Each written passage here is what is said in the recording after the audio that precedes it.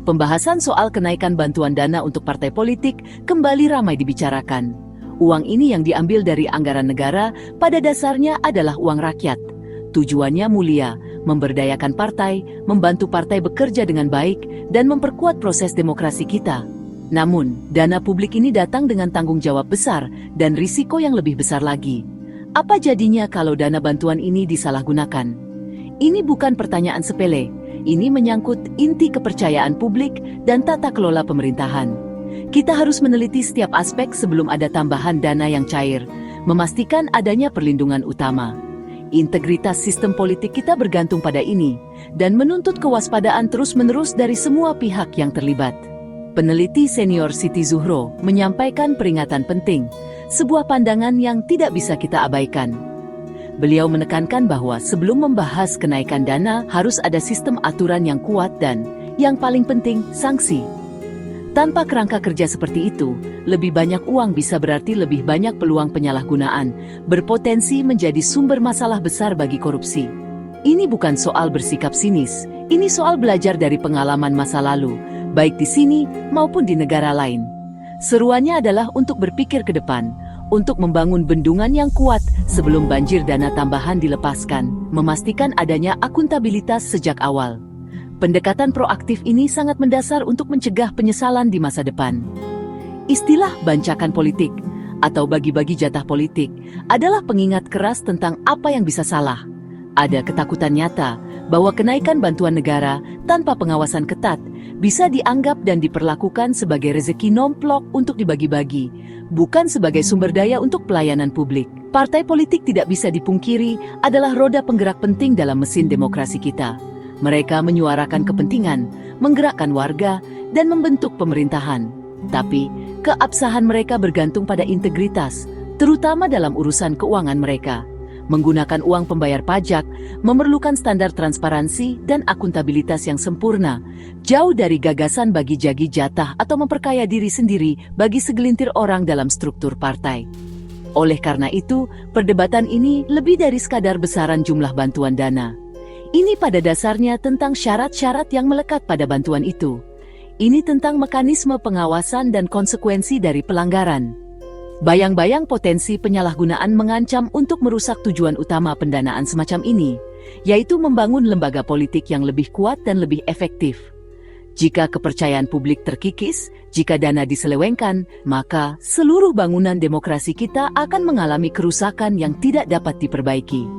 Kita membutuhkan sistem yang tidak hanya berharap pada kejujuran, tetapi secara aktif menegakkannya. Menciptakan lingkungan di mana integritas adalah satu-satunya pilihan yang layak bagi semua aktor politik yang terlibat dalam pengelolaan sumber daya penting ini.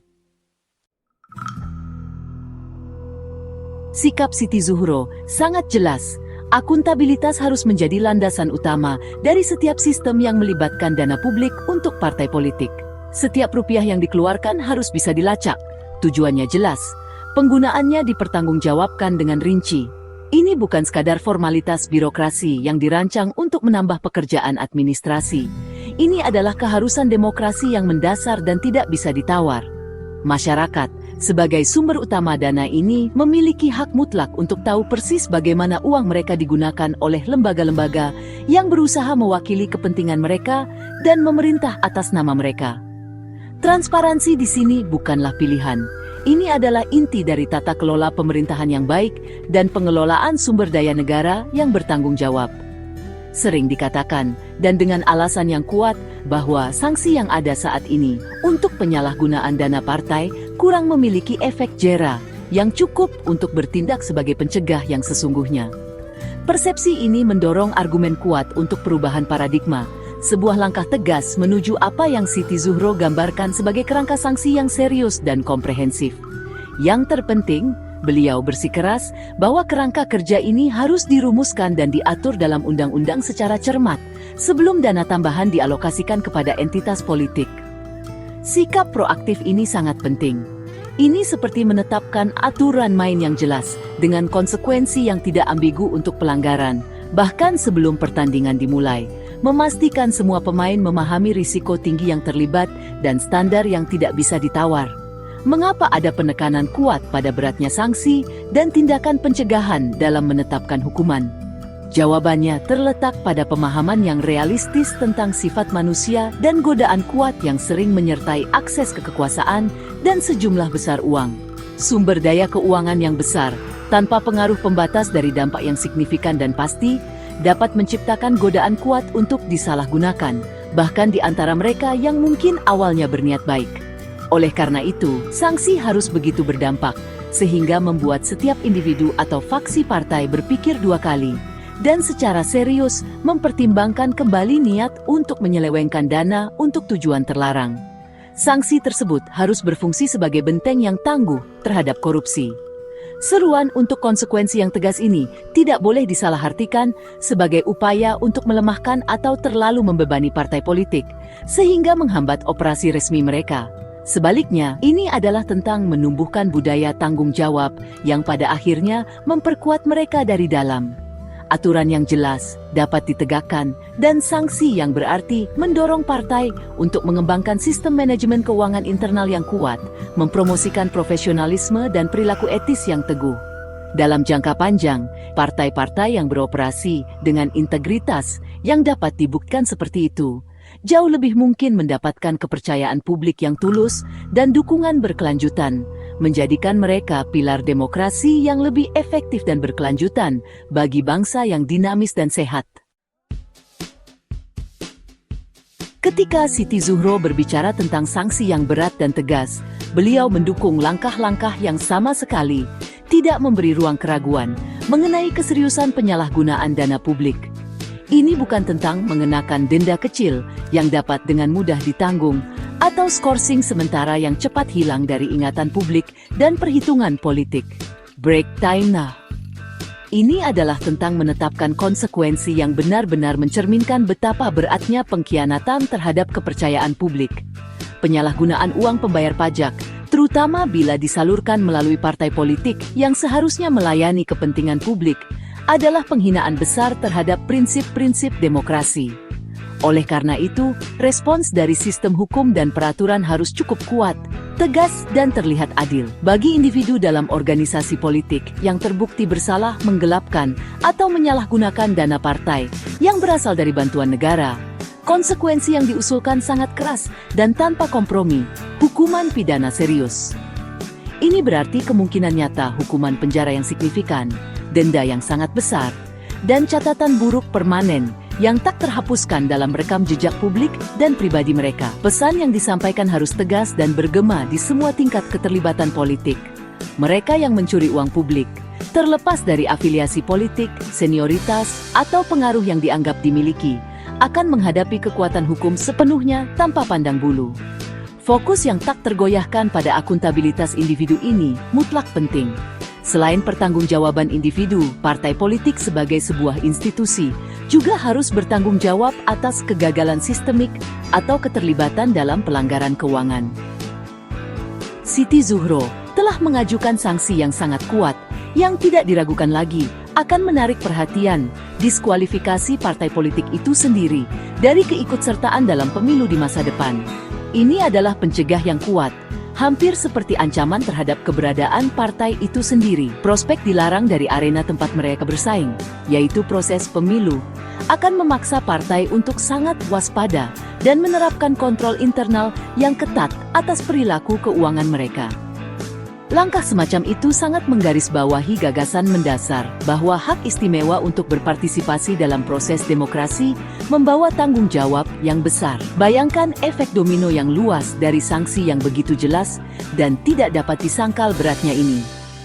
Jika sebuah partai politik memahami dengan kepastian mutlak bahwa pelanggaran keuangan yang sistematis dapat menyebabkan dikeluarkannya mereka dari proses pemilu, pimpinan dan anggota umumnya akan sangat termotivasi untuk menerapkan dan menegakkan kontrol internal yang cermat dengan ketat. Risiko tidak bertindak atau lalai akan terlalu tinggi untuk dipertimbangkan. Tujuan utama di sini bukanlah untuk melihat banyak partai didiskualifikasi, melainkan untuk menciptakan lingkungan di mana insentif untuk terlibat dalam praktik korupsi berkurang drastis, menjadikan integritas keuangan sebagai kebutuhan mutlak untuk kelangsungan hidup dan partisipasi politik yang berkelanjutan. Tujuan dari peraturan dan sanksi ketat ini, sebagaimana dibayangkan oleh para ahli seperti Siti Zuhro, jauh melampaui tindakan hukuman semata atas kesalahan. Semua ini dirancang dengan cermat untuk berfungsi sebagai peringatan yang terus-menerus dan jelas. Pengingat yang bergema di setiap kantor pusat partai. Partai politik yang menerima dana negara harus beroperasi dengan tingkat kehati-hatian yang luar biasa, tanggung jawab yang tak tergoyahkan, dan kewaspadaan yang teguh dalam praktik pengelolaan keuangan mereka. Kesadaran proaktif ini yang ditanamkan secara mendalam oleh ancaman nyata dari konsekuensi serius sangat penting. Tujuannya adalah untuk menumbuhkan budaya yang meluas, di mana pencegahan penyalahgunaan menjadi prioritas, bukan hanya bereaksi setelah kerusakan terjadi. Ketika partai politik dengan tekun mematuhi pengelolaan dana yang bertanggung jawab, manfaatnya banyak dan berkontribusi langsung pada demokrasi yang lebih sehat. Bantuan keuangan kemudian dapat disalurkan secara efektif untuk tujuan yang dimaksudkan dan sah, sehingga mengoptimalkan operasi partai dalam berbagai fungsi penting. Ini termasuk kegiatan penting seperti pelatihan dan pengembangan kader partai yang komprehensif, penyediaan pendidikan politik yang berarti bagi warga untuk mendorong partisipasi yang terinformasi, penelitian kebijakan yang cermat, dan pengembangan platform yang baik, serta penjangkauan publik yang efektif untuk berinteraksi dengan pemilih.